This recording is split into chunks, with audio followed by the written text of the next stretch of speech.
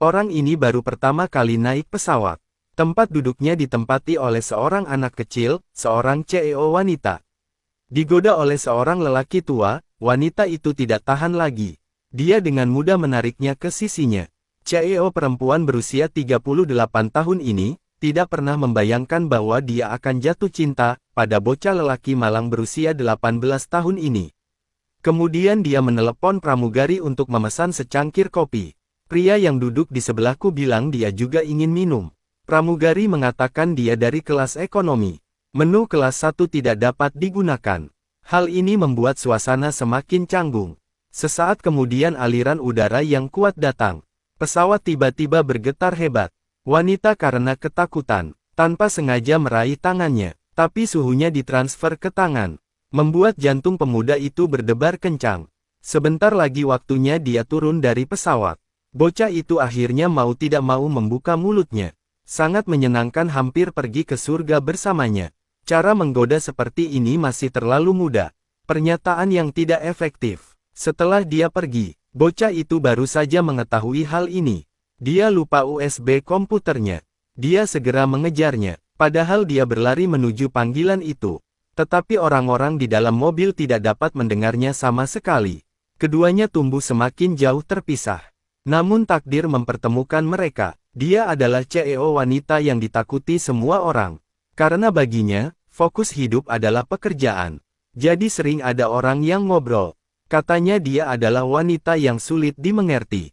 Malam ini ketika dia sedang bekerja dia menemukannya lagi. USB miliknya yang berisi data penting telah hilang. Pada saat dia sedang kesal, tiba-tiba saya melihat secari kertas menempel di layar. Ada juga nomor telepon di atas. Dia segera menghubungi nomor itu. Orang yang menjawab telepon adalah pria yang berada di pesawat bersamanya. Setelah mengetahui alamatnya, saya langsung menuju ke sana. Dia berdiri di antara kerumunan orang yang melambai padanya.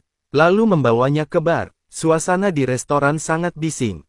Menjadikan CEO wanita seperti dirinya sangatlah tidak wajar. Tapi dia sangat senang. Perkenalkan juga pada teman-temanku. Wanita itu ingin segera mendapatkan kembali USB-nya. Katanya upnya masih ada di rumah. Dia juga menyuruhnya duduk di mobilnya dan pulang untuk mengambilnya.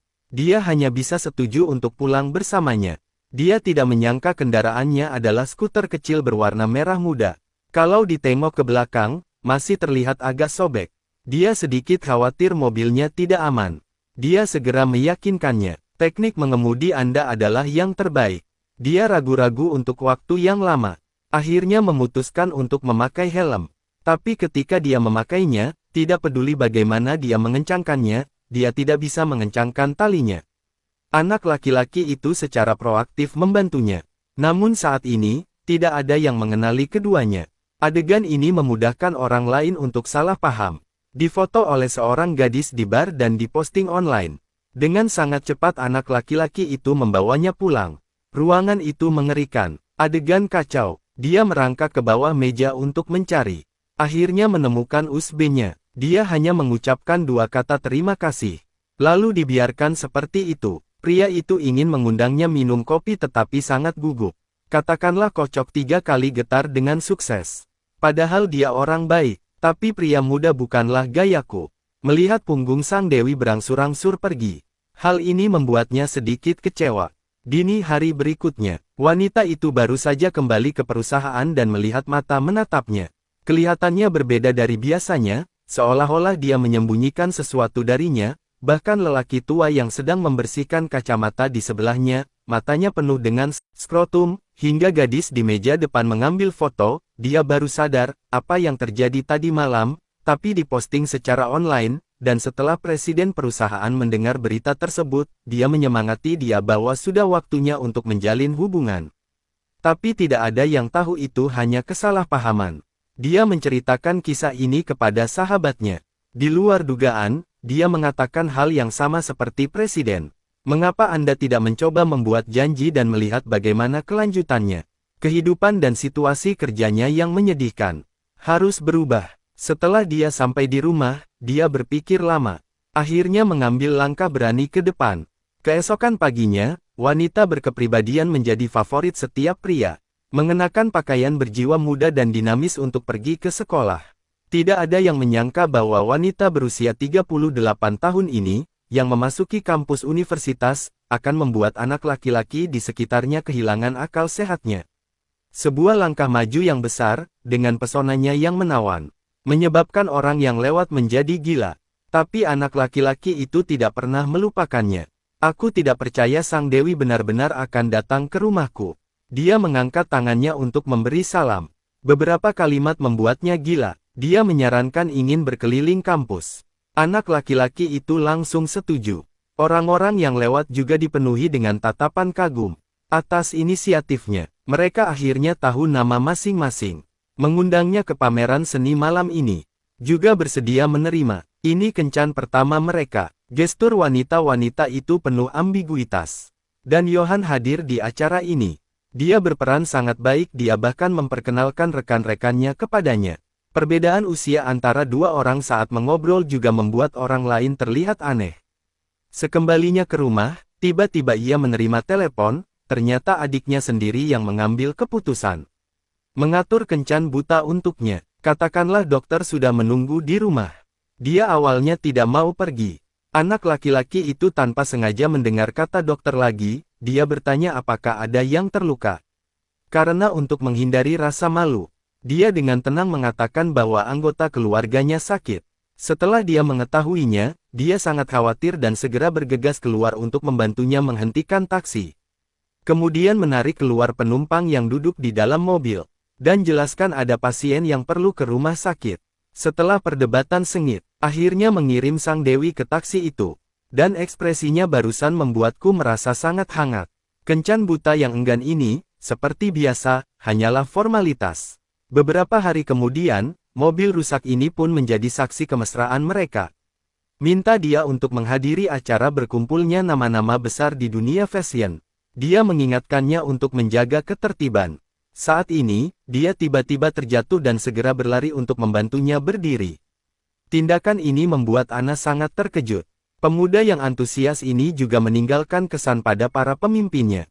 Selama hari-hari keduanya bersama, perasaan di antara mereka akhirnya berangsur-angsur berkembang. Di malam hari, setelah membawanya pulang, dia bermaksud mencoba memegang tangannya, tapi dia menghindarinya. Hal ini membuat suasana menjadi sedikit canggung.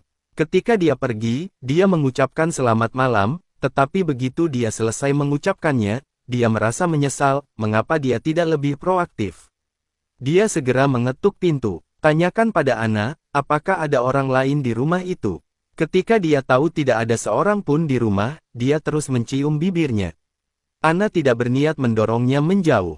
Adegan ini sepertinya sudah lama mereka tunggu-tunggu. Keesokan paginya, Anna segera mendesaknya untuk segera pergi. Katakanlah adikmu akan segera pulang. Johan segera berpakaian. Tidak dapat menemukan sepatu lainnya. Saya hanya perlu mengikatkan kantong plastik ke kaki saya. Begitu dia turun, Anna tiba-tiba memanggilnya kembali. Ciuman lembut ini langsung membuat Johan girang. Ini juga membantunya memastikan bahwa bagian emosional ini nyata. Nanti di antara kalian berdua, pria itu juga menjadi semakin proaktif. Anna melihat secari kertas di pohon. Seiring dengan garis yang digambar di tanah, dia menemukan surat di bawah kursi. Ternyata Johan sudah mengiriminya undangan. Dua orang duduk di atas skuter berwarna merah muda. Nikmati saat-saat indah yang dibawa oleh cinta.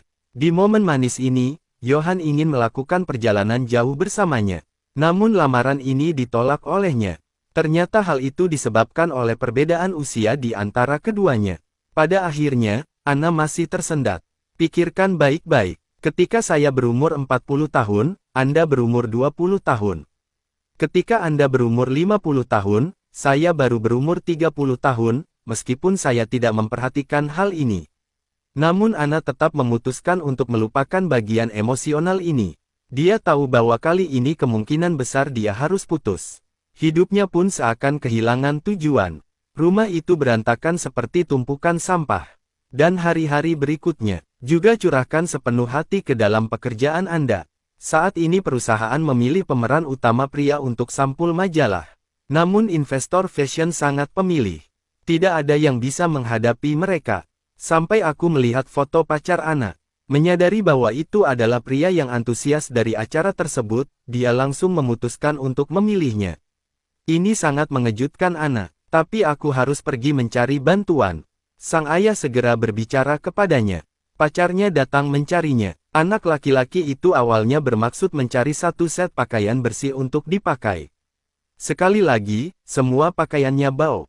Sang ayah hanya bisa melepas bajunya dan memberikannya kepada putranya untuk dipakai. Saat keduanya bertemu lagi, suasananya tampak berbeda dari sebelumnya. Berjalan ke ruang tamu dan sangat terkejut dengan pemandangan di depan mataku.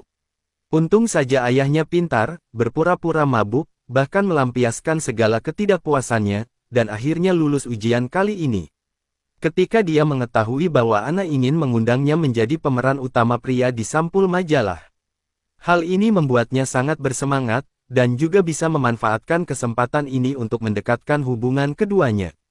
Namun sebelum pemotretan, ada kejadian. Rekannya tak sengaja menyebutkan sesuatu dan ternyata diajak foto untuk sampul majalah. Itu bukan niatnya, dia hanya berusaha menyenangkan atasannya, demi kesempatan, untuk dipromosikan. Kejadian ini membuat saya sangat sedih. Meski dimanfaatkan seperti itu, dia tetap membantu Anna, meski dia hanya alat untuk digunakan orang lain. Tapi sudah waktunya untuk mengambil gambar. Karena kondisinya sangat buruk, dikombinasikan dengan pengambilan gambar berulang-ulang, dia tidak tahan lagi. Segera bertengkar dengan sutradara, dan Anna melihat semua ini. Emosi Johan yang sudah lama terpendam akhirnya pecah. Dia segera lari dari tempat ini, tapi Anna tidak mengetahuinya.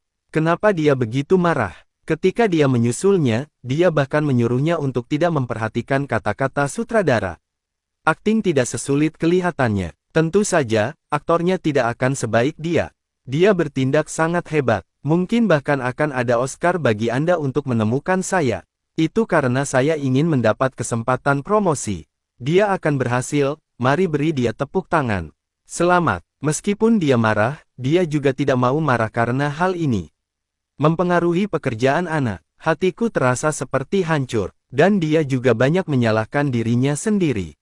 Tidak lama kemudian Anna meninggalkan pekerjaannya.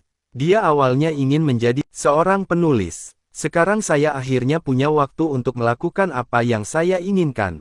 Dan ketika dia sekali lagi melewati pohon besar itu, yang tersisa hanyalah kenangan. Hidup sepertinya hanya memiliki kesepian abadi. Hari ini, di balik cermin, dia melihat sisa sepatunya dan melihat sepatu miliknya di dalam mobil. Dia menatap dengan bingung untuk waktu yang lama. Baru pada saat itulah Anna menyadari bahwa pria itu adalah cinta sejati dalam hidupnya, jadi dia memutuskan untuk mengejar cinta itu. Anna pergi ke sekolah untuk mencarinya, tetapi profesor mengira dia adalah siswa baru, dan menyuruhnya datang untuk memberi kuliah. Para siswa tertegun beberapa saat, semua orang menunggu Anna berbicara, tetapi tanpa diduga mereka menunggu sebuah adegan pengakuan romantis, aku merindukanmu, aku tidak bisa melupakanmu setiap hari aku tidak berakting.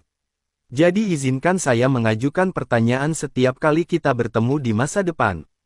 Lalu apa yang akan terjadi selanjutnya? Tak lama kemudian, cinta mereka menjadi lebih manis dari gula. Itu masih mobil berwarna pink yang familiar.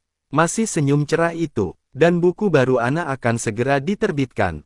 Kedua orang itu tampaknya terpaut usia 20 tahun. Akhirnya menemukan kebahagiaanku sendiri.